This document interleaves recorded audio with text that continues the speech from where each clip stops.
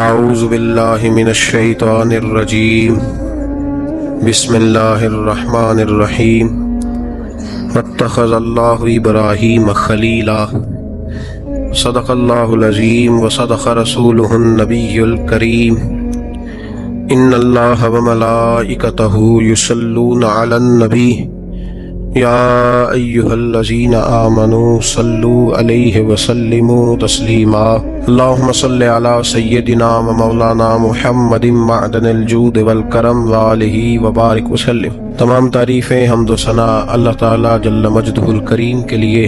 زامباد درود و سلام نبی محترم شفیع محتشم آقا کل ختم رسول دانائے سبل احمد مجتبی جناب حضرت محمد مصطفیٰ صلی اللہ تعالی علیہ وسلم کی ذات والا صفات کے لیے حمد و صلات کے بعد، عزیز دوستو، بزرگوں اور بھائیوں، حضرت سیدنا ابراہیم خلیل اللہ اعلیٰ نبی نام علیہ الصلاۃ والسلام کا تذکرہ قرآن مجید نے کئی جگہوں پہ بیان فرمایا ہے۔ نبی پاک صلی اللہ تعالی علیہ وسلم نے ارشاد فرمایا کہ میں ملت ابراہیم پہ ہوں۔ حضرت ابراہیم علیہ الصلاۃ والسلام کے سیرت کو، سوانح کو، ان کی زندگی کے واقعات کو قرآن مجید نے متعدد مقامات پہ بیان کیا ہے۔ انبیاء کرام علیہ السلام 1,24,000 کم و بیش ہوئے، لیکن دین اسلام میں نبی پاک علیہ السلام کی امت میں جو مقام حضرت ابراہیم کا ہے وہ بس انہی کا ہے۔ ان کی زندگی ایک بڑی خوبصورت، بڑی منفرد اور مسلمانوں کے لیے بڑی اسوہ نور دینے والی زندگی ہے۔ نبی پاک صلی اللہ علیہ وسلم نے فرمایا میں اپنے باپ حضرت ابراہیم کی دعا بن کے دنیا میں آیا، اور پھر محبوب پاک سید عالم صلی اللہ تعالی علیہ وسلم نے اپنی امت میں بھی جناب ابراہیم کے طریقے کو جاری رکھا۔ صحابہ نے قربانی کے بارے میں حضور سے پوچھا ما ہذہ الاضحیہ، یا رسول اللہ صلی اللہ علیہ وسلم یہ قربانی کیا ہے؟ تو فرمایا سنت ابیکم ابراہیم، یہ تمہارے باپ حضرت ابراہیم کا طریقہ ہے، یہ تمہارے باپ حضرت، حالانکہ قربانی نبی پاک صلی اللہ علیہ وسلم کا بھی طریقہ ہے، لیکن فرمایا تمہارے باپ حضرت ابراہیم کے ذکر کو باقی رکھا۔ اللہم صلی علی محمد وعلی آل محمد کما صلیت علی ابراہیم وعلی آل ابراہیم، ان کے تذکرے کو باقی رکھا دین کے اندر۔ حضرت ابراہیم بڑی امتیازی شان والے نبی ہیں، بڑی امتیازی شان والے۔ رب کریم کا وہ دوست جس نے کوئی چیز بچا کے نہیں رکھی، ہر شے ہی اپنے رب کی بارگاہ میں پیش کر دی۔ چند چیزوں سے انسان کو بڑا پیار ہوتا ہے، گھر اسے بڑا پیارا ہوتا ہے۔ وہ بڑا خوبصورت ہوٹل، 5 سٹار ہوٹل میں رہا، وہ اسلام آباد گیا، کسی سفر پہ گیا تو بڑے اعلیٰ قسم کے اس کو کھانے ملے، بڑی چیزیں ملی، لیکن کبھی دائیں کروٹ کبھی بائیں کروٹ۔ تو ساتھ بیڈ پہ دوست تھا تو اس نے کہا صاحب سو جاؤ، تو اس نے کہا یار جو مزہ اپنے گھر میں سونے کا ہے وہ کسی اور جگہ تھوڑی ہے۔ گھر بڑا پیارا ہوتا ہے، انسان کو لگاؤ ہوتا ہے، جس بے تکلفی سے، سکون سے، آرام سے انسان اپنے گھر میں وقت بتاتا ہے کہیں اور مشکل ہو جاتا ہے۔ دوسرا، انسان کو اولاد بڑی پیاری ہوتی ہے، بڑی عجیب شے، نہ ہو تب بھی بڑا دکھ ہے، اور ہونے کے بعد بھی اس کی بڑی آزمائشیں۔ یہ بڑی ایک میٹھی چیز ہے۔ اولاد ایک بڑا عجیب سا میوہ ہے، پتہ نہیں یہ کس انجیکشن کا نام ہے کہ چھاتی پر چڑھ جائے تو اللہ سکون عطا فرما دیتا ہے، پتہ نہیں کس ٹھنڈی دولت کا نام رب کریم نے اولاد رکھا ہے، بڑی پیاری ہوتی ہے اولاد۔ پھر تیسری چیز انسان کی اپنی جان ہے، اور یہ اتنی قیمتی شے ہے کہ اللہ کریم نے فرمایا کہ اگر تیری گردن پہ کوئی آدمی پستول رکھ کے، تلوار تیرے گلے پہ رکھ کے کہے نا کہ رب کا انکار کر دے ورنہ مار دوں گا، تو فرمایا وقتی طور پہ میری ذات کا انکار کر پر جان بچا جا۔ اگر تو مرنے کے قریب ہو گیا ہے اور حرام شے کھائے بغیر تو بچ نہیں سکتا، مر جائے گا، تو فرمایا چل تو اس طرح کر حرام کھا کے جان بچا، پر جان بچانا فرض ہے، ضروری ہے۔ وطن بڑا پیارا، اولاد بڑی پیاری، جان بڑی پیاری۔ اور حضرت ابراہیم سے رب کریم نے فرمایا چل ابراہیم کوئی چیز دے، تو کہا یا اللہ تینوں ہی تیرے نام پہ قربان کرتا ہوں، تیری ہوئی ساری، ہر شے تیری، حضرت ابراہیم نے دین کے لیے، آپ شہر بابل کے قریب پیدا ہوئے تھے، وہاں سے مصر آئے، مصر سے فلسطین آئے، اور فلسطین سے آ کر کے کعبہ آباد فرمایا۔ زندگی سفروں میں گزری۔ سفر ایک تکلیف والی چیز ہے، پر حضرت ابراہیم نے وطن چھوڑ دیا، گھر چھوڑ دیا۔ جان بڑی عزیز ہوتی ہے۔ اصل میں نا جب انسان جد و جہد کرتا ہے نا دین کے لیے، تو اس کے رستے میں بڑی چیزیں آتی ہیں، کبھی اولاد، کبھی گھر، کبھی باہر، کبھی حکومتیں، کبھی سیاستیں، کبھی چدراہٹیں، اس کے رستے میں بڑا کچھ آتا ہے اور اسے ہر چیز کو فیس کرنا پڑتا ہے۔ گھر کے اندر بھی جنگ ہوتی ہے اور گھر کے باہر بھی لڑائی ہوتی ہے۔ یہ آسان ہے ہی نہیں۔ ہم تو خیر ہتھیار چھوڑ کے پھینکنے والے لوگ ہیں، ہم بھولے بھالے لوگ ہیں، ہم کہتے ہیں میں نے تو کہا تھا مہندی نہ کرو، پر بیٹے نہیں مانے تو بولے جو ہوئے۔ اسی طرح حالانکہ اگر وہ بیٹا کہے نا کہ ابا جی لاؤ زندگی میں سارا کچھ میرے نام کرو، تو پھر ہم بولے نہیں ہوتے، اور اس وقت ہم تیز ہوتے ہیں، کہتے ہیں یہ کیسے ہو سکتا ہے، ہاتھ کاٹ کے دے دوں۔ اس وقت نہیں، دین کے معاملے میں بولے ہوتے ہیں۔ بیٹا بد مذہب کے پاس جا رہا ہے تو اس وقت ہم بولے بالے ہیں، کوئی عرض نہیں، لیکن اگر وہ اپنی پسند کی شادی کرے ہمیں کراس کر کے، پھر ساتھ ہی ہم تیز ہو جاتے ہیں۔ تو حضرت ابراہیم نے جب دین کے لیے نکلے تو جد و جہد کی، گھر کے اندر بھی گھر کے باہر بھی۔ آپ کے والد کا نام طارق ہے، وہ توحید پرست تھے، ایماندار تھے، پرہیزگار تھے۔ آپ کے چچا کا نام آزر ہے، وہ بت پرست تھے، بت بیچا کرتے تھے۔ حضرت سیدنا ابراہیم علیہ السلام جب میدان عمل میں نکلے تو حضرت ابراہیم علیہ السلام نے اپنے گھر سے جہاد شروع کیا، لڑنا پڑا۔ گھر کے اصولوں سے چچا نے جو رواج بنائے ہوئے تھے اس رواج سے ٹکرائے۔ فرمایا میں اپنے گھر کے اندر یہ بت پرستی نہیں ہونے دیں گا۔ چچا کو ایک دفعہ نہیں، بار بار 100 دفعہ سمجھایا۔ آپ کا چچا بت بنا کے بیچا کرتا تھا۔ حضرت ابراہیم علیہ السلام تھوڑے بڑے ہوئے تو کہنے لگا کہ چلو میرے ساتھ، تم بھی بت بیچنے ہیں، ہمارا کاروبار ہے۔ حضرت ابراہیم ساتھ نکلے تو بت پکڑا ہے، گندے پانی کے اندر اس بت کو ڈبوتے ہیں، کہتے ہیں کسی نے خریدنا تو خرید لو، نہ یہ نفع دے سکتا ہے نہ نقصان دے سکتا ہے، جو اپنا آپ نہیں بچا سکتا تمہیں کیا بچائے گا، خریدنا ہے تو خرید لو۔ چچا کہنے لگا تو کاروبار چمکا رہا ہے کہ تباہ کر رہا ہے۔ گھر میں بڑے معاملات خراب ہوئے، جھگڑے ہوئے، لیکن حضرت ابراہیم علیہ السلام ایک منٹ کے لیے بھی اپنے گھر کے اندر بھی کمپرومائز کرنے کو تیار۔ یہ تھوڑا مشکل میں نے پہلو چھیڑ دیا ہے، یہ تھوڑا مشکل پہلو چھیڑ دیا ہے۔ بڑا سمجھدار آدمی ہے پر بیوی سے پردہ نہیں کرا سکتا، سیانا ہے، پنچایت کا بندہ ہے، جو اسے آپ کہیں گے وہ بات یہ سنائے گا، لیکن کہتا ہے نہیں جی میں نے کوشش کر لی ہے۔ کس قسم کی کوشش ہے صاحب، کیسے ہو گیا؟ حضرت ابراہیم علیہ السلام نے گھر کے اندر سے فرمایا نہیں کرنے دوں گا، گھر کے اندر بھی ٹکرائے، فرمایا تم جو بھی ہو پاش پاش کیا چچا کے اصولوں کو، اور باہر جب نکلے تو صرف علاقے کے چیئرمین سے نہیں ٹکرائے، ایم پی ایم این اے وزیر مشیر سے نہیں ٹکرائے، سپر پاور نمرود دنیا کا واحد حکمران تھا اس وقت، دوسرا کوئی حکمران ہی نہیں تھا، اکیلے حکمران سے جا کر ٹکرائے، کوئی ساتھ فوج نہیں تھی، کوئی ساتھ ان کے طاقت بظاہر دنیا داری کی کوئی نہیں تھی، پر حضرت ابراہیم جا کے ٹکرائے، اور میرے رسول پاک صلی اللہ علیہ وسلم نے سند بیان کی، فرمایا افضل الجہاد کلمۃ الحق عند سلطان الجابر، فرمایا سب سے افضل جہاد یہ ہے کہ تو ظالم بادشاہ کے سامنے کھڑے ہو کے حق بات بیان کر دے، یہ سب سے بڑا جہاد ہے، یہ سب سے افضل الجہاد کلمۃ الحق عند سلطان الجابر، سب سے بڑا جہاد۔ حضرت ابراہیم کھڑے ہو گئے، سپر پاور سے ٹکرائے۔ یہاں ہم لوگ حکمتوں کا شکار ہیں، دیکھیں گے، کریں گے، سوچیں گے، اور مولوی صاحب کو ویسے کہتے ہیں آپ پرہیز کریں سیاسی باتوں سے۔ بھئی اللہ کے ہر نبی نے جا کے وقت کے ظالم حکمران کو لتاڑا ہے، للکارا ہے، یہ تو مشن انبیاء ہے۔ حضرت سیدنا ابراہیم علیہ السلام نے جو اس کو جا کے کہا کہ تو جھوٹ بولتا ہے، تو جھوٹا ہے، تو خدائی کا دعویٰ کرتا ہے، تو بہت بڑا ظالم ہے، اور قرآن مجید نے اس ساری بات کو بیان فرمایا۔ حضرت ابراہیم علیہ السلام سے کہنے لگا میں رب ہوں، تو آپ نے فرمایا میرا رب تو وہ ہے جو زندہ کرتا اور مارتا ہے، تو پھر آپ حق بات بیان کریں گے تو اللہ مارے گا کہ بندہ مارے گا؟ کچھ بھی نہیں ہوتا، کیونکہ زندگی موت کس کے ہاتھ میں ہے؟ اللہ کے ہاتھ میں، زندگی موت اللہ، کچھ بھی نہیں ہوتا۔ انسان صحیح سمت کا تعین کرے اور صحیح چلے۔ حضرت علی شیر خدا سے کسی نے کہا تھا کہ آپ کے بڑی دشمنی ہے، کوئی محافظ رکھ لیں، آپ فرمانے لگے موت خود بہت بڑی محافظ ہے، وقت سے پہلے آتی ہی نہیں، بڑی محافظ ہے. وقت سے پہلے علامہ نورانی رحمۃ اللہ تعالی علیہ کراچی جیسے شہر میں رہا کرتے تھے جہاں گام گام پہ خطرہ تھا. لوگوں نے کہا حضرت اتنے بڑے لیڈر ہو, آپ کی جماعت کی 62 سیٹیں ہوئی قومی اسمبلی میں, ایک ایسا وقت بھی آیا تو کوئی ایک آدمی بندوق والا. آپ فرمانے لگے مجھے ضرورت ہی نہیں, اس لیے کہ جس خدا رسول کے لیے میں نکلا ہوں وہ خود ہی حفاظت کرنے والے ہیں, ضرورت نہیں ان چیزوں.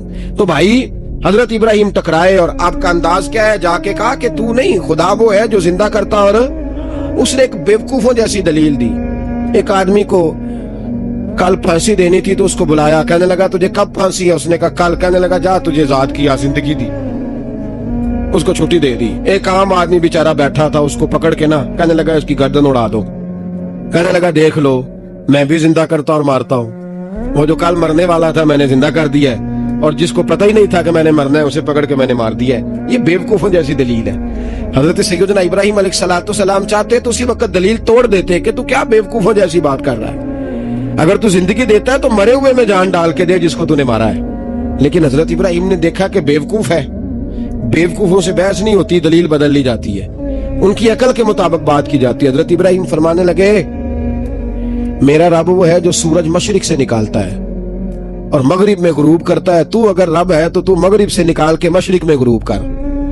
فبہت الذی کفر, کافر لاجواب ہو گیا, اس کے پاس اس چیز کا کوئی جواب نہیں تھا. علامہ اسماعیل حقی نے خوبصورت فکرہ لکھا ہے, خوبصورت, جان ڈال دی ایک جملہ کہہ کے. حضرت سیدنا علامہ اسماعیل حقی رحمۃ اللہ علیہ فرمانے لگے چونکہ نمرود بیوقوفوں جیسی باتیں کر رہا تھا, اگر وہ یہ کہہ دیتا نا کہ میں سورج کو نکالتا ہوں مشرق سے, میں غروب کرتا ہوں معاذ اللہ مغرب میں نکالتا ہوں, تو آپ اپنے رب سے کہیے کہ وہ مغرب سے نکال کے مشرق میں غروب کرے. علامہ اسماعیل حقی فرماتے ہیں رب کریم کی آواز قدرت تھی, مالک حضرت ابراہیم علیہ السلام کے اس, اگر وہ کہہ دیتا اور حضرت ابراہیم دعا کر دیتے تو رب کریم نے فرشتوں کو تیار بٹھایا ہوا تھا. فرمایا اگر یہ کہہ دے میرے خلیل سے کہ سورج مغرب سے نکال کے مشرق میں غروب کرنا ہے تو تیار رہنا, جس طرح خلیل کہیں گے ویسے ہی کر دیں گے. واتخذ اللہ ابراہیم خلیلا, ابراہیم ہمارا دوست جو ہوا, جیسے کہے گا ویسے کر دیں گے. حضرت سیدنا ابراہیم علیہ السلام کی باتوں کا جب جواب نہ دے سکا, دلیل نہیں بندہ دیتا, پھر لڑائی کرتا ہے, پھر جھوٹے موٹے اعتراض کرتا ہے. دلیل ختم ہوتی ہے تو لوگ ذاتیات پہ اترتے ہیں, کہتے ہیں یہ کھانستا صحیح نہیں, دیکھتا صحیح نہیں. دلیل ختم, اب ذاتیات پہ اترے, کہنے لگے مجھے پتا چلا ہے کہ یہ فلانی جگہ گیا تھا تو وہاں جا کے اس نے اس طرح کیا ہے. پھر لوگ ذاتیات پہ اترتے ہیں, جب دلیل کا جواب دلیل سے نہیں دے پاتے پھر ذاتیات پر اتر کر حملے کرتے ہیں. حضرت ابراہیم کے دلائل کا جواب نمرود نہ دے سکا تو کہنے لگا کہ اس کو آگ میں ڈال دو. قوم گئی ہوئی تھی ساری, آپ نے بات سنی ہوئی ہے, میں نے صرف اشارہ دینا ہے, میلے پہ. تو حضرت سیدنا ابراہیم علیہ السلام نے سارے بت توڑ دیے, کلاڑا بڑے بت کی گردن پہ رکھا. واپس آئے, کہنے لگے بت کس نے توڑے ہیں؟ تو فرمایا اس سے پوچھ لو جس کی گردن پہ کلاڑا ہے. کہنے لگے یہ تو بول ہی نہیں سکتا. تو فرمانے لگے بڑے بیوقوف ہو جو بولتا ہی نہیں, سنتا ہی نہیں, اپنا آپ نہیں بچا سکتا, اس کی پوجا کرتے ہو. کہنے لگے پکڑو دلیلیں ختم ہو گئی, اس کو آگ میں ڈالو. بہت بڑی حویلی 45 فٹ مربع پہ مشتمل ایک حویلی بنائی گئی اور 45 فٹ اونچی. مختلف روایات, علامہ اسماعیل حقی کہتے ہیں کہ 3 مہینے تک نمرود نے کہا کہ اس کے اندر لکڑیاں ڈالو. لوگ پوچھنے لگے کتنی دنیا جلانی ہے؟ کہنے لگا بندہ تو ایک جلانا ہے پر بندہ بڑا تگڑا ہے, ایک بندہ. 3 مہینے لکڑیاں ڈالی گئیں. اور لوگوں کی جو تہمات ہوتی ہیں نا وہ بڑی عجیب ہوتی ہیں. تہمات میں نے بڑی تفصیل سے رمضان المبارک میں گفتگو کی تھی. بدشگونی, تہمات لوگ لیتے ہیں. اس وقت بھی لوگ تہمات کا شکار ہو گئے, عقیدہ بگڑ جاتا ہے تو وہ عجیب و غریب باتیں کرنے لگتا ہے. تہمات کا شکار ہو گئے. بیبیاں نظر مانتی, میں بیمار ہوں اگر صحیح ہو گئی تو اتنے من لکڑی دوں گی حضرت ابراہیم کی آگ جلانے کے لیے. ایک عورت لے کے جا رہی ہے لکڑیاں, تو ایک نیک دل آدمی نے اسے پوچھا کہاں جا رہی ہو؟ کہنے لگی میں نے منت مانی تھی تو حضرت ابراہیم علیہ السلام کو معاذ اللہ جلانے کے لیے لکڑیاں لے کے جا رہی ہوں. تو وہ رب کریم کے بندے کہنے لگے تو ڈھونڈتی رہے گی, تجھے وہ جگہ ملے گی نہیں. وہ بی بی کئی مہینے گھومتی رہی, جگہ ہی نہیں ملی جہاں لکڑیاں ڈالنی, ماری گئی. تہمات کا شکار ہوئے بہت سارے لوگ. تہمات کا بھائی, تہمات دین کے اندر منع ہے. تہمات دین میں کوئی نظر ماننا, کوئی کسی بزرگ کے مزار پہ جا کے سالے ثواب کے لیے کوئی چیز ماننا, یہ تو درست ہوا, لیکن غیر شرعی نظریں مان لینا کہ میں آ کے گرد چکر لگاؤں گا, میں جناب وہاں جا کے یہ والا تماشا کروں گا, میں دھاگا باندھوں گا, میں رسا کاٹوں گا, میں وہاں گندے اور سے پانی پیوں گا, ان کی شریعت اجازت, یہ توہمات ہیں, بدشگونی ہے, دین میں ان کی کوئی گنجائش. آپ نظر ماننے سے پہلے بھی کسی عالم سے رابطہ کریں کہ میں منت مانگنے لگا ہوں تو کیسے ماننی چاہیے, اس کا طریقہ پوچھیں. ایسے ہی غلط چیز کی منت تھوڑی مان لی جائے گی. بہرحال آمدام برسر مطلب حضرت ابراہیم کے لیے آگ جلائی گئی, 45 فٹ اونچی آگ ہے, پرندہ بھی اوپر سے گزرتا ہے تو نیچے گر جاتا ہے جل کے. اتنے دن لگا کے آگ جلائی گئی. اب حضرت ابراہیم کو جلایا جانے لگا ہے. یہاں تو موجیں ہے نا, جو کسی ادارے کا سربراہ ہے اس کے لیے موج ہے, کسی جگہ آفیسر بن گیا تو موج ہے, پیر صاحب کے لیے موج ہے, علامہ صاحب کے لیے موج ہے, خطیب صاحب کے لیے موج ہے. جلنا کس کو پڑتا ہے؟ وہاں علی کوئی نہیں رہا اللہ ماشاءاللہ. وہ لوگ گزر گئے جو تکلیفیں سہ کے کام کرتے تھے, گزر گیا زمانہ. حضرت سیدنا ابراہیم علیہ السلام کو جلایا جانے لگا ہے تو اب اتنی بڑی آگ ہے تو ڈالیں کیسے؟ شیطان نے تجویز دی کہ منجنیق بناؤ, منجنیق, بڑے بڑے بانس باندھ کے ان کے نیچے رسا باندھو. وہ جس طرح جھولنے کے لیے جھولا بنایا جاتا ہے, اس طرح ایک منجنیق پرانے زمانے میں اس میں پتھر رکھ کے پھینکے جاتے تھے دشمنوں پہ. وہ منجنیق بنائی گئی کہ دور سے حضرت ابراہیم کو پھینکیں گے. ہاتھ حضرت ابراہیم کے باندھ دیے, پاؤں مبارک باندھ دیے, پوری زمین پہ ایک نام لینے والا خدا کا, اور اس کو آج رسیوں میں جکڑا ہوا ہے. جب پھینکا جانے لگا نا آگ میں, حوریں رونے لگی, فرشتے تڑپنے لگے, اے اللہ یہ کیا ہونے لگا ہے, ایک تیرا خلیل اور وہ بھی آگ میں. فرمایا جاؤ جا کے اس سے کہو اگر تمہاری مدد لیتا ہے تو اسے بچاؤ. ہوا کا فرشتہ آیا, کہا ابراہیم اگر تو کہے. او بھائی ان چیزوں کو کہانی سمجھ کے نہ سنا کریں, یہ داستان نہیں, یہ وہ طریقے ہیں جو ہمارے رسول نے ہمیں اپنانے کا حکم ارشاد فرمایا ہے. جو عقیدے, یہ وہ نظریات ہیں جو ہمیں اوڑھنے کو کہا گیا. اپنے رب کریم کی رضا پہ راضی رہنے کے یہ وہ خوبصورت مواقع ہیں صوفیاء نے جن کو بنا کر سمجھا کر ہم تک پہنچایا ہے. یہ ہے اہل طریقت کی باتیں. وہ کہتے ہیں یار جس حال میں رکھے راضی رہنا ہے. حضرت ابراہیم علیہ السلام کو پھینکا جا رہا ہے, فرشتہ آیا, اے اللہ کے خلیل اگر حکم دو تو اتنی ہوا چلاؤں کہ نمرودی جل جائیں سارے, آگ ان پہ پھینک دی جائے. آپ نے فرمایا تو جا, تجھ سے مجھے کوئی کام نہیں. تھوڑی دیر کے بعد پانی کا فرشتہ آیا, کہا حضور اتنی بارش برساؤں گا کہ آگ بجھ جائے گی. فرمایا تو جا, تجھ سے کوئی کام نہیں. اب جب منجنیق میں رکھ دیے گئے, آگ میں جانے کا لمحہ ہے, تیاری ہے, حضرت جبریل امین حاضر خدمت ہوئے. کہا ابراہیم کوئی حاجت؟ فرمایا تجھ سے کوئی نہیں. کہا چلو مجھ سے نہیں تو رب کریم سے ہی بات کر لو, مجھے پتا ہے میں چھوٹا ہوں, آپ مجھ سے مدد کیوں لوگے, رب کریم سے ہی بات کر لیں. تو حضرت ابراہیم کہنے لگے جبریل یہ بتا, رب کو نہیں پتا اس کا خلیل کس حال میں ہے, اسے نہیں پتا میں کس حال میں ہوں, میرے ہاتھ بندے ہیں, پیر بندے ہیں آگ میں, اسے نہیں پتا. بتایا تو اسے جاتا ہے جس سے خبر نہ ہو. تو اگر اسے پتا ہے تو اگر وہ جلانے پہ راضی ہے تو میں بھی جلنے کو تیار ہوں, میں تیار ہوں, میں تیار ہوں. اسے کہو ٹھیک ہے. حضرت سیدنا ابراہیم علیہ السلام کو منجنیق میں ڈال کے جو پھینکا آگ میں, یا نار کونی بردم و سلاما علی ابراہیم, اللہ نے فرمایا اے آگ میرے ابراہیم پہ ٹھنڈی بھی ہو جا اور سلامتی والی بھی ہو جا. حضرت ابراہیم کو 2 فرشتوں نے بٹھا دیا زمین پہ, پھول کھلے ہیں, کونپلیں مہک رہی ہیں, کلیاں خوشبو دے رہی ہیں. حضرت ابراہیم نے سر سجدے میں رکھ دیا, سبحان اللہ والحمدللہ ولا الہ الا اللہ واللہ اکبر.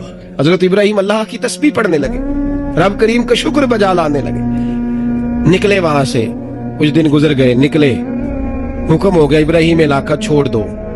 حضرت ابراہیم علیہ السلام وہاں سے نکل کے مصر آئے, چچا کے پاس ٹھہرے. انہوں نے اپنی بیٹی جناب سارہ کا نکاح کر دیا. کچھ آگے بڑھے تو ایک ظالم بادشاہ سے ٹکرائے. اس نے ایک شہزادی, ایک بادشاہ کی بیٹی قید کی ہوئی تھی, جناب ہاجرہ نام تھا, ان کو قید سے چھڑا کے ساتھ لائے. حضرت لوط علیہ السلام بھی ساتھ. یہ 4 لوگوں کا قافلہ چلا, فلسطین میں جا کے پڑاؤ ڈالا, گھر بار چھوڑا, تبلیغ شروع ہوئی. حضرت ابراہیم کے گھر میں 2 خواتین ہیں, ایک آپ کی بیوی ہیں, ایک حضرت ہاجرہ ہے. اولاد کوئی نہیں, بڑا میوہ میٹھا. گھر وہی آباد ہوتا ہے جس میں بچے روتے ہیں, گھر ہوتا ہی وہ ہے جس میں بچوں کی چنچناہٹ ہوتی ہے, بھن بھناہٹ ہوتی ہے. حضرت ابراہیم نے ایک بچہ روتے ہوئے دیکھا تو آنکھوں میں آنسو آئے, کہنے لگے ربی حب لی من الصالحین, یا اللہ مجھے بھی نیک اولاد عطا کر دے. حضرت سارہ نے سن لیا, کہنے لگی ابراہیم شاید میرے بطن سے تو آپ کو نصیب نہیں, हाजरा से निकाह कर लो। नाबे हाजरा से निकाह हुआ। अल्लाह तो बड़ा बेनियाज है। रब करीम ने हजरत इस्माइल जैसा खूबसूरत बेटा अता फरमाया। बेटा काला स्याह भी हो तो सीने की ठंडक होता है, पर ये तो वो बेटा है जिसकी पेशानी में नूरे मुहम्मदी चमकता है सल्लल्लाहु अलैहि वसल्लम। हजरत सैयदना इस्माइल अली इतने खूबसूरत। अब जिस बीवी के यहाँ बेटा था, बैठना उठना भी ज्यादा उसके पास, आना जाना भी उसके पास, तवज्जो उधर हो गई। जनाबे सारा रश्क करने लगी। एक दिन कहने लगी इसे छोड़ आ जंगल में, बाद ये गैर ज़ीज़र इन मक्के के पास। भाई एक बेटा आलम दीन बना लो, कहने लगा रोटी कहाँ से खाएगा। तेरे 5 बेटे हैं, को हाफिज़ कुरान बना, कहते रोटी कहाँ से खाएगा। वो बच्चा भी कहता है मैं कहाँ से खाऊंगा। हजरत इब्राहीम अलैहिस्सलाम तो चंद महीने का बच्चा छोड़ आए, तो कहाँ से रोटी खाई हजरत इस्माइल ने, कहाँ से खाई उनकी अम्मा ने रोटी। भूखे मर जाते हैं ये सारे।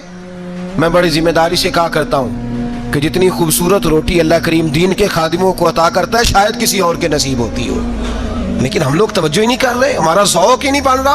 हम ये मेहनत ही नहीं कर रहे कि कौम को मुस्तनद उलमा की जरूरत है। इलाकों के इलाके खाली हैं, इधर हमारा मिजाज ही नहीं बन रहा, तवज्जो ही नहीं दीन की खातिर। और फिर चले बच्चे तो बात की बात है ना, जो अभी खुद जवान है वो भी तो ये दुआ। एक साहब मुझे कहने लगे मैं दुआ मांग रहा हूँ, अल्लाह मुझे बेटा दे तो मैं उसे दीन पे लगाऊंगा। तो मैंने कहा आप भी बूढ़े नहीं हुए, आप खुद ही लग जाएं। बेटा तो अभी आएगा तो लगेगा ना। तो आप तो इस वक्त है, तो आप तो पहले लगे ना साहब। 2 घंटे तो निकाल के आए, दीन सीखने को काफी है।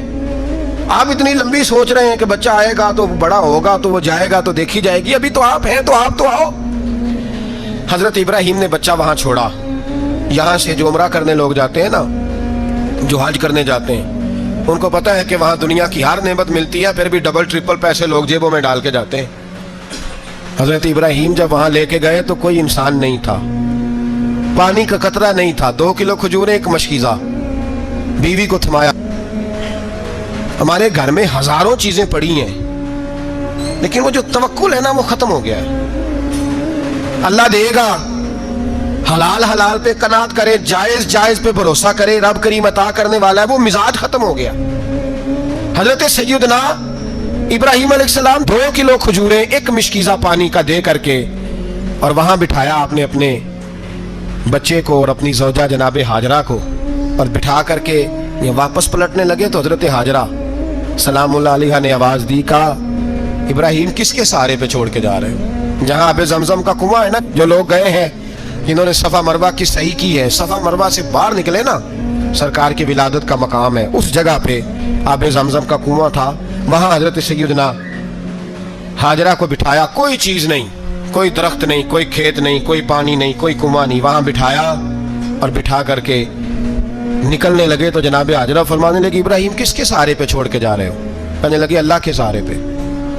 तो पाकबाज बीबी ने एक लफ्ज पूछा, कहा इब्राहीम ये मेरे रब का हुक्म है, ये मेरे, बस जिनका अकीदा तौहीद मजबूत हो उनके लिए एक जुमला काफी होता है, ये मेरे अल्लाह का हुक्म है। तो जनाब इब्राहीम अलैहिस्सलाम फरमाने लगे हाजरा हाँ रब का हुक्म है। जब ये लफ्ज कहे तो चाहिए था ना हजरत इब्राहीम तसल्ली देते, तो बीबी साहबा तसल्ली देने लगी, अर्ज करने लगी इब्राहीम अगर अल्लाह का हुक्म है तो फिर आप हमारी फिक्र ना करना, अगर ये रब का हुक्म है तो फिर हमारी फिक्र ना करना। जिस रब ने हमें यहाँ तक पहुंचाया है वो हमें कभी भी जाया नहीं फरमाएगा, फिर फिक्र ना करना। हजरत इब्राहीम आ गए, बात आपने सुनी हुई है, इशारा करना मकसूद है। 13 साल में चले मान भी लिया जाए बाज रिवायात की रोशनी में कि आते जाते भी रहे, लेकिन मुकम्मल देखभाल अपने बच्चे की परवरिश में पूरा हजरत इब्राहीम अलैहिस्सलाम का किरदार, सारा किरदार माँ का था। मैं जब खवातीन के बारे में कोई बात करता हूँ तो मैं आपको अक्सर कहता हूँ कि ये सिर्फ बीवी के लिए हुक्म नहीं होता, ये ट्रेनिंग बेटी को देनी है और बहन को देनी है, ये तरबियत करें अपने घर में। मैं तजर्बे की रोशनी में ये बात अर्ज किया करता हूँ कि भाई बच्चे बाप के फर्मा बरदार उस वक्त होते हैं जब अम्मा उन्हें बाप का फर्मा बरदार करती है, और बच्चे बाप के नाफरमान भी तब होते हैं जब अम्मा उन्हें बाप का। मैंने अपने कानों से सुना, एक दफा एक बच्चा अपने बाप से कह रहा है आपने तो सारी जिंदगी बाहर गुजार दी, पैसे कमाना कौन सा मुश्किल काम है, दुख सुख तो सारे अम्मा ने बर्दाश्त किए, स्कूलों में वो जाती थी, फलाना काम वो करती थी, फलाना काम। अब ये सोच उसकी जाती तो नहीं, ये उसको दी गई है। और अगर उसको ये सोच दे दी जाए कि अम्मा कहे कि मैं तो अपनों में रही सारी जिंदगी, मैंने तो अपनों में वक्त गुजारा, और तेरा बाप तो कई दफा जनाजे भी नहीं पढ़ सका, उसने तो माँ बाप ऐसे दफन कर दिए, वो अगर ये सोच फराहम करे तो फिर बच्चा बाप का فرما بردار ہوتا ہے. اور یہ والی روایتیں ہم بیوی کو سناتے ہیں، حالانکہ کس کو سنانی چاہیے؟ بولیے. بہن اور بیٹی کو. بہن اور بیٹی کو سنائیں یہ باتیں، ان کو سمجھائیں تاکہ آگے جا کے وہ جو گھر ترتیب دیں وہ گھر بڑا عمدہ اور نکھرا ہوا ہو. حضرت سیدنا ابراہیم 13 سال کے بعد آئے، چونکہ گھر میں اللہ تبارک و تعالیٰ کی دوستی کا چرچا تھا، اللہ تبارک و تعالیٰ کی محبوبیت کا غلبہ تھا. 13 سال کے بعد فلما بالغ معه السعی، بیٹا جب اتنا بڑا ہوا کہ ساتھ چلنے لگا تو حضرت ابراہیم نے اپنے بیٹے کو بلا کے کہا بیٹا مجھے خواب آئی ہے، میں تجھے ذبح کر رہا ہوں، تیری کیا رضا ہے؟ تو حضرت اسماعیل کہنے لگے یا ابت افعل ما تؤمر، ابا جی اللہ جیسے حکم دیتا ہے میرے ساتھ ویسے ہی کریں، جیسے اللہ حکم دیتا ہے ویسے ہی، بولیے ویسے ہی کریں. حضرت حاجرہ کو کہا کہ ایک دوست نے دعوت کی ہے تو وہاں جا رہے ہیں. بی بی مطمئن ہے، تفصیلات کی ضرورت نہیں، ختم بات، اعتبار ہے، مطمئن ہو گئی. شیطان پیچھے سے آیا اماں کے پاس. ذرا تھوڑی دیر کے لیے تصور جمائیے، یہاں تو پڑوسن آ کے کوئی بات بتا دیتی ہے خاوند کے بارے میں تو کئی مہینے جھگڑا جاری رہتا ہے، پڑوسن محلے دار. شیطان نے آ کے بتایا لفظ کیا ہے؟ کہا حضرات تمہیں پتہ ہے کہاں جا رہے ہیں؟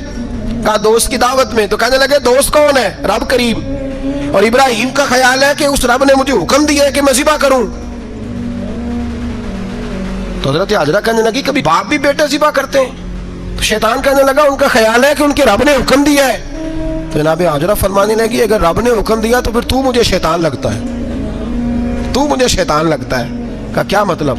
فرمانے لگی اگر رب کریم کا حکم ہے تو میرے پاس ایک اسماعیل ہے، اگر 1000 بھی ہوتے میں سارے اللہ کے راستے میں پیش کر دیتا، دے دیتی. مالک کا ہی تو ہے سارا کچھ، اسی کا ہے، اس میں لیت اللہ کی کیا گنجائش؟ حضرت سیدنا ابراہیم علیہ السلام نے بیٹے کے حلق پہ چھری رکھ بھی دی اور چھری چلا بھی دی، رکھ بھی دی. اور وہ تو اللہ کریم نے فرمایا یا ابراہیم قد صدقت الرؤیا، ابراہیم تو نے خواب سچا کر دکھایا، وہ قیامت تک تیرا نام رہے گا.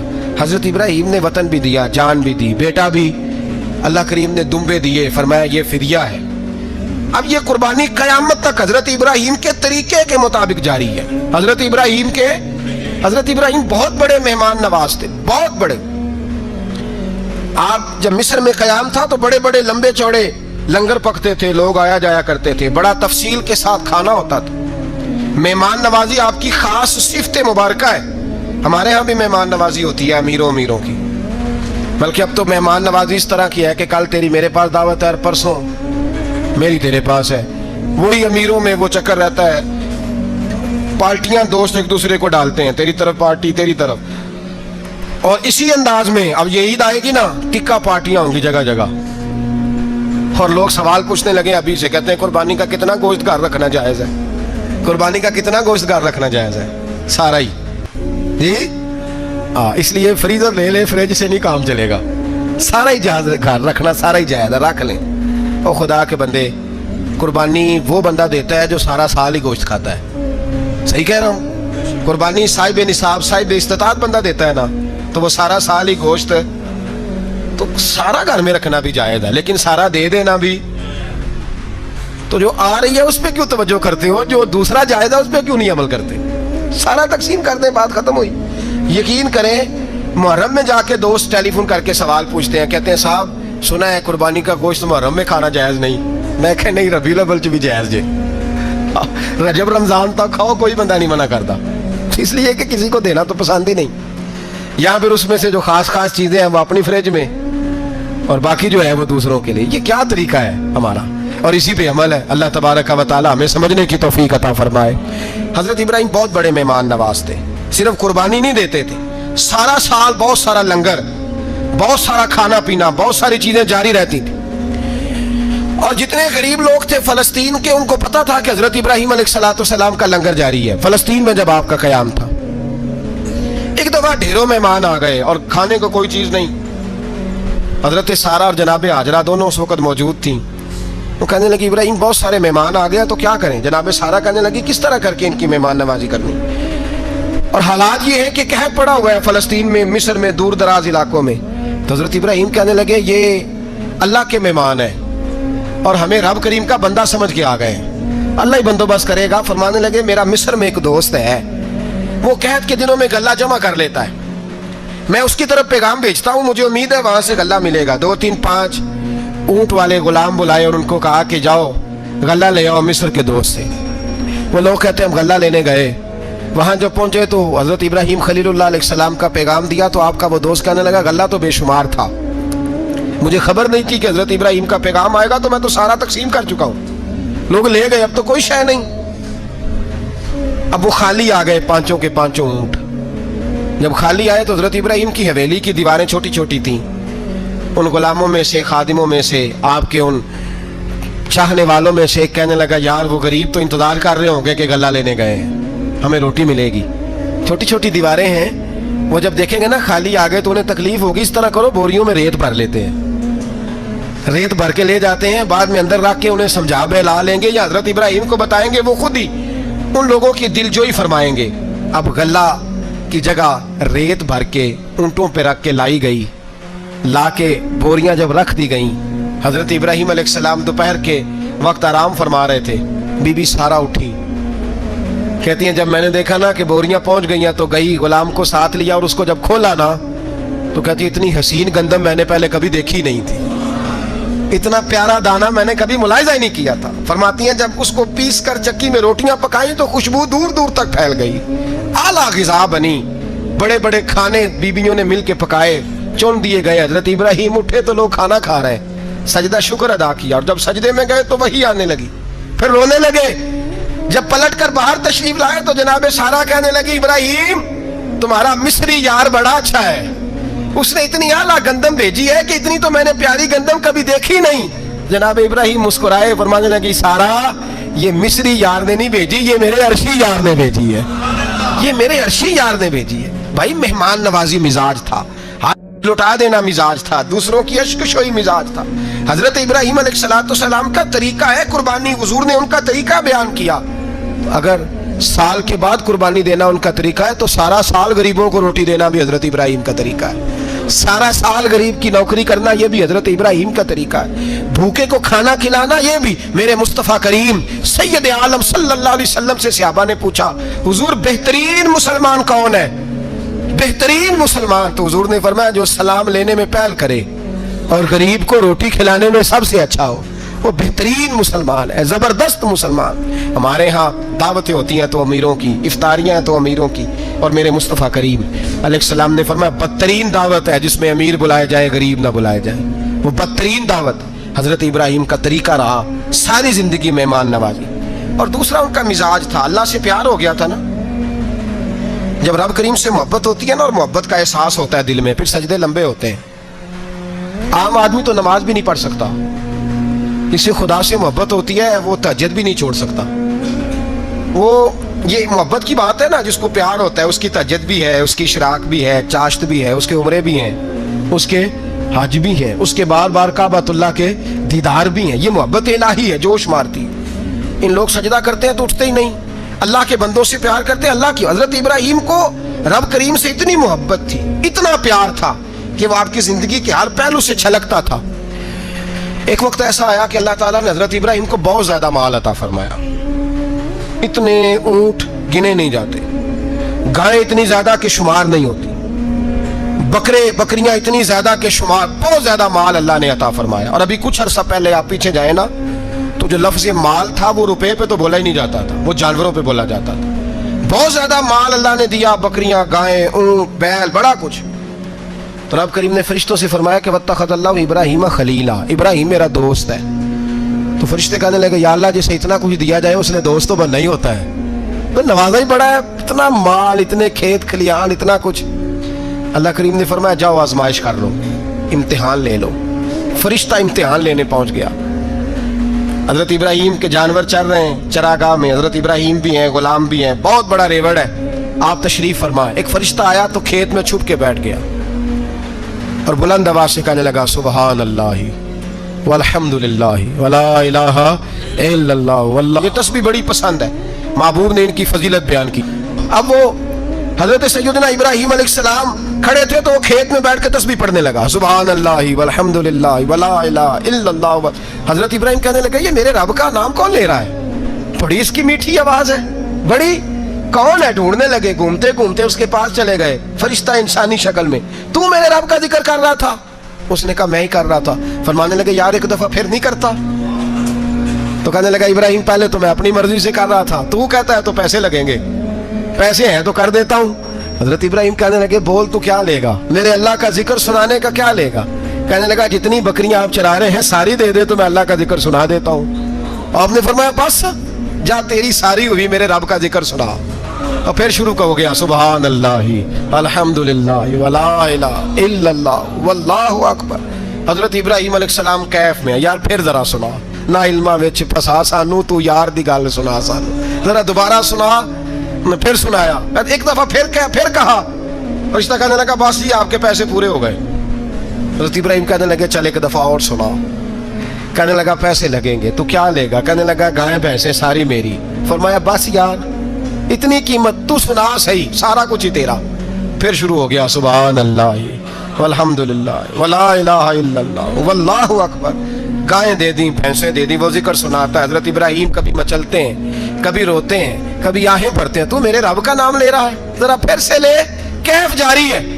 کہنے لگا بس بھائی. حضرت ابراہیم فرمانے لگے تو اور لے لے جو لینا ہے, مجھے ذکر سنا. اس نے کہا ابراہیم بکریاں میں لے چکا, گائیں بھینسیں میں لے چکا, اونٹ رہ گئے, سارے لے لوں گا پھر ذکر سناؤں گا. فرمایا جا تیرا ہوا تو ذکر سناتا رہے, میں دیتا ہوں. دے دیا, کچھ دیر ذکر کیا تو اب خاموش ہو گیا. حضرت ابراہیم خلیل اللہ علیہ السلام فرمانے لگے ذکر سنا. کہنے لگا ابراہیم اب تیرے پاس دینے کو کیا ہے, ہر چیز تو میں لے چکا. آپ فرمانے لگے یہ گائیں بھینسیں بکریاں چرانے کے لیے تجھے کوئی نوکر ملازم بھی تو چاہیے نا, تو اس طرح کر مجھے رکھ لے, میں روٹی نہیں مانگوں گا, کھانا نہیں مانگوں گا, تو اللہ کا ذکر سناتا رہنا, میں تیرے جانوروں کی نوکری کرتا رہوں گا. حضرت ابراہیم علیہ السلام نے جب یہ کہا نا, فرشتے کی آنکھوں میں آنسو آ گئے. تر دامنی پہ شیخ ہماری نہ جائیے, ہم دامن نہ چھوڑ دیں تو فرشتے وضو کریں. فرشتہ رو پڑا اور کہنے لگا ابراہیم مجھے سینے سے لگاؤ, آپ واقعی اس قابل ہے کہ اللہ آپ کو اپنا دوست بنائے, واقعی اس قابل ہے کہ رب آپ کو اپنا. حضرت ابراہیم علیہ السلام کا خدا سے محبت کرنے کا نرالا انداز. اور میرے بھائی یہی محبت انہیں میرے مصطفیٰ سے بھی تھی. ایک نبی گھر بنا رہا ہے, دوسرا بنوا رہا ہے. حضرت اسماعیل علیہ السلام پتھر اٹھا کے لا رہے ہیں, جناب ابراہیم بنا رہے ہیں. جب خانہ کعبہ بن گیا تو کہنے لگے ربنا وابعث فیہم رسولا, اے اللہ اب اسے بسانے کے لیے اپنا آخری رسول بھی عطا فرما. نبی پاک فرماتے ہیں میں دعا ہوں حضرت ابراہیم کی. یہ قربانی حضرت ابراہیم کا طریقہ ہے. حضور نے اگرچہ نبی پاک کی اپنی سنت تھی, یہ بھی کہہ سکتے تھے سنتی و سنت ابیکم ابراہیم, میری سنت ہے اور تمہارے باپ ابراہیم کی سنت ہے. یہ نہیں فرمایا. جب صحابہ نے کہا قربانی کیا ہے, فرمایا سنت ابیکم ابراہیم, یہ تمہارے باپ ابراہیم کی سنت ہے. ہر صاحب نصاب پر قربانی واجب ہے. جو زکوٰۃ کا نصاب رکھتا ہو اس پر قربانی واجب ہے, یعنی ضروریات سے زیادہ اتنے پیسے, جتنے پیسوں سے زکوٰۃ فرض ہوتی ہے اتنے پیسے جس آدمی کے پاس قربانی سے پہلے آ جائیں اس آدمی پر قربانی کرنا واجب ہے. بکرا, چترا, دمبا 1 سال کا یا دمبا 6 مہینے کا ہو پر اتنا بڑا محسوس ہوتا ہو کہ لگے کہ 1 سال کا ہے, اس کی قربانی ہو سکتی ہے. جانور میں کوئی عیب نہیں ہونا چاہیے. اتنا کمزور نہ ہو کہ ذبح جہاں اسے کرنا ہے وہاں وہ چل کے جا نہ سکے, اتنا کمزور جانور نہ ہو. اس کے اندر بظاہر کوئی اتنا بڑا نقص نہ پایا جاتا ہو, کانا نہ ہو, لنگڑا نہ ہو, کوئی اس کی ہاتھ نہ کٹے ہوئے ہوں, ایسا نقص جو واضح ہو. بکرا 1 سال کا, گائیں اور بھینس یہ 2 سال کی, اونٹ 5 سال کا. اب اس میں یہ ہے کہ ہمارے بہت سارے دوست چونکہ ہم دیہاتی لوگ ہیں تو پوچھتے ہیں کہ دوندا نہیں ہے تو چوگا نہیں ہے, تو یہ ہماری پنجابی کی اصطلاحات ہیں. پنجابی کی شریعت اسلامیہ نے سال بتائے ہیں, یہ تو ہم نے اپنی آسانی کے لیے, یا دیہاتوں میں جو ماحول تھا اس طرح کا جانور لیں, خوبصورت جانور لیں. جو نصاب ہے وہ بھی میں نے آپ کو بتایا. لیکن ایک اور پہلو بھی ہے, نبی پاک صلی اللہ علیہ وسلم پہ زکوٰۃ کبھی فرض نہیں ہوئی, کبھی حضور پہ زکوٰۃ فرض نہیں ہوئی.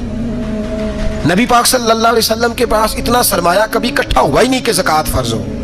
لیکن نبی پاک کے صحابہ فرماتے ہیں کہ مدینے کے 10 سالوں میں اللہ کے رسول نے ہر سال قربانی فرمائی ہے, ہر سال قربانی دی. اور جس سال حضور حج کرنے گئے اس سال اللہ کے نبی نے 63 اونٹ ذبح فرمائے. اور حضور صلی اللہ علیہ وسلم جب اونٹ ذبح کرنے لگتے نا تو صحابہ کہتے ہیں اونٹ خود دوڑ کے حضور کے سامنے آ کے لیٹ جاتا, اور نبی پاک اسے ذبح کرتے اور فرماتے ہیں ایک دوسرے کو دھکے دیتے اونٹ کے, پہلے میں نے جانا ہے ذبح ہونے کے لیے, پہلے میں نے, انہیں پتا تھا کہ جو مصطفیٰ کے ہاتھوں ذبح ہوگا وہ تو دائمی زندگی پا جائے گا، یہاں بھی وہاں بھی زندہ۔ 63 اونٹ ذبح کیے، ایک اونٹ میں کتنی قربانیاں ہوتی ہیں؟ 7۔ اب 63 کو 7 سے ضرب دو گے تو کتنی بنے گی؟ اور پھر نبی پاک صلی اللہ علیہ وسلم نے 10 سال مدینہ منورہ میں قربانی دی، ہر سال۔